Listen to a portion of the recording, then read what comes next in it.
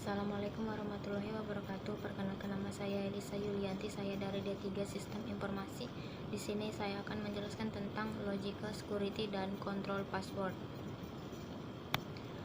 Tujuan dari Logical Security yaitu ada dua. Satu, melindungi data atau informasi yang tersimpan di sentra komputer atau komputer center dari perusakan atau penghancuran yang dilakukan baik sengaja ataupun tidak disengaja. Yang kedua, menghindari dan mendeteksi perubahan terhadap informasi yang dilakukan oleh yang tidak berwenang, serta menjaga agar informasi tidak disebarluaskan kepada yang tidak berwenang. Dengan tujuan utama ini, diharapkan Logical Security dapat mengurangi risiko kerugian bisnis yang diakibatkan oleh yang tidak memadainya perlindungan informasi perusahaan. Aplikasi Logical Security.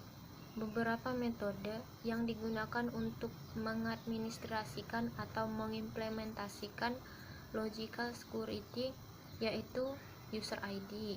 Tujuan User ID ini untuk mengidentifikasi pemakai yang memiliki otorisasi untuk mengakses sistem komputer. Beberapa informasi yang biasanya disimpan di User ID file, misalnya username, password, inisial menu, output QQ, special authorities, password change date, access level, dan lain-lain. Password memiliki kaitan dengan User ID untuk membuktikan bahwa pemilik memiliki wewenang untuk memakai dan masuk ke dalam sistem. Oleh karena itu, sebelum berhasil logon ke dalam sistem, ia harus mengetik atau memasukkan User ID. Akses ke dalam sistem komputer dapat ditolak dengan alasan salah user dengan password yang benar, user benar dengan password yang salah, atau password salah dengan password yang salah. Untuk menghindari pemakai yang tidak berkepentingan pengaksesan sistem, percobaan pengaksesan ini harus dikontrol dengan mengombinasikan kontrol preventif dan pendeteksian. Karena pengontrolan password merupakan hal yang penting, adapun beberapa saran untuk pengontrolan password yang baik. 1. Password harus terdiri dari panjang dan kombinasi karakter yang telah ditentukan. Kedua, jangan menggunakan nama salah satu keluarga atau hobi yang mudah ditebak. Ketiga, sistem secara otomatis memberikan password. Keempat, pemakai bertanggung jawab atas penggantian password. Yang kelima, setiap password harus diganti paling sedikit 3 bulan sekali. Yang keenam, password merupakan rahasia dan oleh karena itu tidak boleh disebarluaskan dan tidak boleh ditampilkan di monitor. Yang keempat, kerahasiaan password harus dijaga oleh setiap individu. Apabila karyawan meninggalkan perusahaan, maka User ID atau password harus segera diganti. Level pengaksesan. Metode pengontrolan tergantung dari peralatan dan environment yang dipakai secara umum. Yang akan diinput yaitu no access, execute, read, modify atau update, delete, add, atau write, owner. Software untuk menentukan tingkat pengaksesan ini biasanya akan diberikan oleh vendor. Selanjutnya, close menu.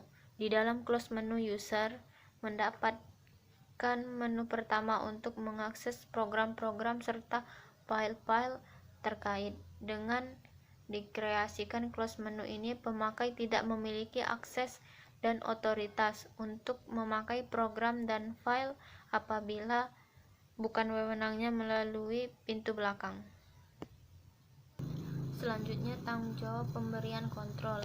Tanggung jawab untuk memberikan dan memastikan agar pemberian kontrol terhadap tingkat pengaksesan yang memadai untuk setiap pemakai biasanya dibebankan kepada security administrator.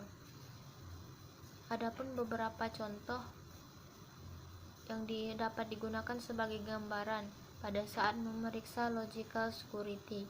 1.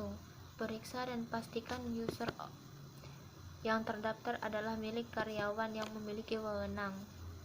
Kedua, periksa untuk meyakinkan bahwa user profil yang terdaftar